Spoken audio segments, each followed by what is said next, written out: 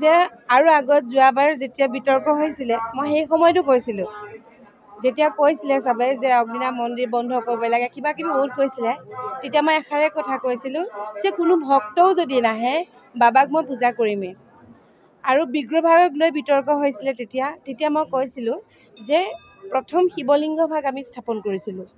আৰু এই বিগ্ৰহভাগ শিৱলিংগ ভাগ স্থাপন কৰি 2 বছৰৰ পিছতে মই বিগ্ৰহভাগ ৰাখিছিলোঁ ইয়াতে শিৱৰ শক্তি আছে একেখিনি কথাই কিন্তু যোৱাবাৰো কৈছোঁ মই একেখিনিয়ে কৈছোঁ ইয়াতে আছে শিৱৰ শক্তি সেই শিৱৰ শক্তিক মই নাম দি লৈছোঁ অগ্নিনাভ গতিকে আমি অগ্নিনাভ নামেৰে শিৱৰ শক্তিক আমি পূজা কৰোঁ কথাটো হ'ল সেইটো গতিকে বিগ্ৰহভাগ যেতিয়া ৰাতিপুৱা আহি পেলাই আমাৰ ইয়াত পূজাৰী কৰ্মচাৰীসকল আহি প্ৰথমতে দেখা পাই মোক গৈ কৈছেগৈ অলপ সময় মোৰ দুখ লাগিছে যিহেতু তেওঁক মই সৰু ল'ৰা ছোৱালীৰ নিচিনাকৈ লালন পালন কৰোঁ নেদেখি পেলাই বহুত কান্দিলোঁ মই অলপ সময় তাৰপিছত মোৰ মন আকৌ ষ্ট্ৰং যে কান্দিলেও মোৰ এটাই ভাৱ যে বাবাৰ শক্তিক কোনেও নিব নোৱাৰে তো সেই ভাগ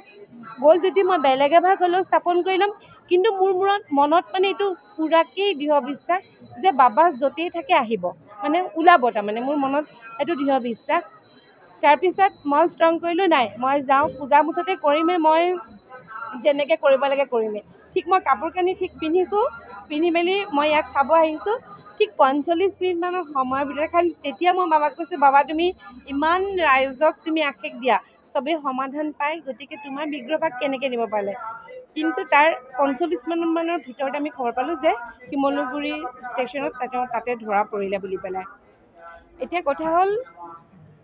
আমি তেওঁক যিধৰণে পূজা কৰি আহিছোঁ তেওঁক আমি পূজা সদায় কৰিমেই আৰু মনত আমাৰ সেইখিনি তেওঁৰ শক্তিক আমি সদায় পূজা কৰোঁ পূজা কৰিমেই সেইধৰণে আমি আজিও এতিয়া পূজা কৰিমেই আৰু কাইলৈ পৰহিলৈ এনেওতো আমাৰ মন্দিৰভাগ আমি তেওঁৰ স্থানান্তৰ কৰিব লাগিব আমি মন্দিৰভাগ যেতিয়া নতুনকৈ বনাম আমি ক'ত কেনেকৈ বহাম সেইখিনি একো ক'ব নোৱাৰোঁ প্ৰত্যেকটো কথা অগ্নিনাভ মন্দিৰৰ প্ৰতিটো কথা মই বাবাক জনাহে কৰোঁ আৰু মই যিখিনি সিদ্ধান্ত লওঁ বা কিবা কৰ্ম এটা কৰোঁ সেই প্ৰতিটো কাম তাৰমানে মই বাবাক জনাহে কৰোঁ আৰু যিবোৰ সিদ্ধান্ত বা যিখিনি হয় সেইখিনি মই বাবাই কৰাইছে বুলি ভাবোঁ কিন্তু এই যে আজি হেৰালে বা নিলে মানে এইটো মই কিবা এটা বাবাৰে কিবা এটা বুলি মই ভাবিছোঁ তাৰমানে এইটো মই নিগেটিভ নাই ভাবা কিন্তু একদম অন্তৰৰ পৰা মই এই স্থানতকৈ বাবালৈ চাই কৈছোঁ এইটো মই কিন্তু নিগেটিভ নাই ভাবা এইটো মোৰ ফালৰ পৰা তাৰমানে বাবাই কৰোৱাই কিছুমান কাম মই জানো এইটো কিবা এটা মই পজিটিভ বুলিয়ে ভাবোঁ তাৰমানে কিবা এটা কাৰণত বাবাই কৰাইছে আকৌ বাবা আহিব কাইলৈ আজি এতিয়া নাজিৰাজ থানাতে আছে তাৰপৰা আকৌ আমাক দিব আমি আকৌ দেওবাৰৰ পৰা আমি বাবাক দেখা পাব আজি দিনটোৰ কাৰণে খালি নাই দেখা আৰু ভক্তসকলে কিন্তু মই আৰু লগ পাওঁ হা যেতিয়া গুৱাহাটীৰ উগ্ৰতাৰা মন্দিৰত যেতিয়া মা তাৰা যেতিয়া হেৰাইছিলে মানে কোনোবাই চুৰ কৰি নিছিলে উগ্ৰতাৰা মন্দিৰত তেতিয়া আমাৰ এই বাবাক স্থাপন কৰা বেছিদিন হোৱা নাই মই যে বাবাক কেইবাদিনো ভাবিছোঁ তেতিয়া মানে পাব লাগে বিগ্ৰহভাগ পাব লাগে কাৰণ কেলৈ তাৰ ঠিক এমাহমানৰ আগতে মই উগ্ৰতাৰা মন্দিৰৰ পৰা আহিছোঁ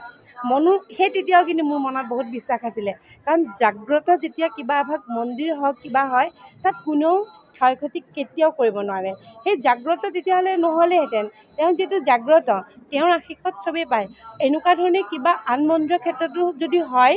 কিন্তু এই যেতিয়া উগ্ৰতাৰা মন্দিৰৰ কথাটো ক'ব নালাগে যদিও মই কৈছোঁ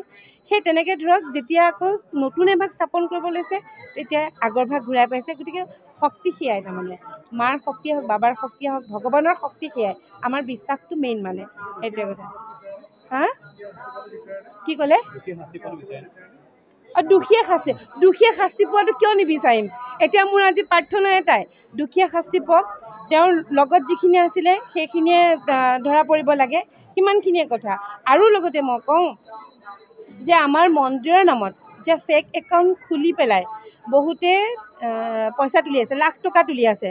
আমাৰ সময় নাই সময়ৰ অভাৱত আমি আজি কামবিলাকৰ পিছত দৌৰিব পৰা নাই আপোনালোকে যদি ইচ্ছা কৰে আমি নাম্বাৰবোৰ দিব পাৰোঁ, যিবোৰ আমাৰ ফেক নাম্বাৰ আমালৈ আহে। তাৰমানে মানুহে শৰাই দিয়ে, পইচা লয়, 500 টকাকৈ পইচা লয়। ফেক নাম্বাৰ বহুত আছে, আপোনালোকক মই নাম্বাৰকেইটা দি দিম, আপোনালোকে সেই নাম্বাৰকেইটা দি দিব। আৰু এতিয়া মোৰ মনত নাই, যিহেতু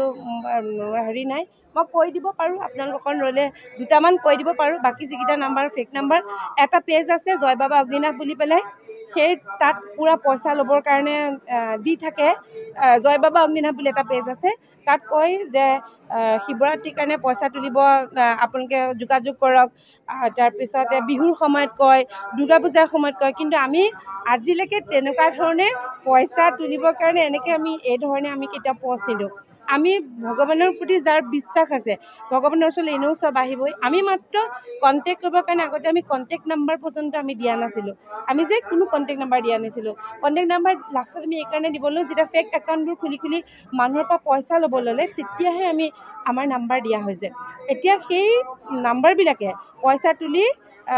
ভক্তৰ পৰা লৈ আছে, আৰু ভক্তই গম নাপায়, পিছত গম পায়। আৰু যেতিয়াই বেছিকৈ সোধে তেতিয়া ব্লক কৰি দিয়ে, লগালগ ব্লক কৰি দিয়ে। কেইবাটাও নাম্বাৰ আছে, আপোনালোকৰ নাম্বাৰকেইটা মই দি দিম। সেইকেইটাও যদি কোনোবাই কিবা তদন্ত কৰিব পাৰে, খুবেই ভাল পাম। আৰু সেই দোষীও যদি শাস্তি পায়, অত্যন্ত শান্তি পাম। তাৰমানে কাৰণ আমাৰ সময় নাই কাৰণে আমি আজি লাগিব নোৱাৰোঁ। কেইবাটাও পেজ আছে, সেই পেজখিনি এই ধৰণে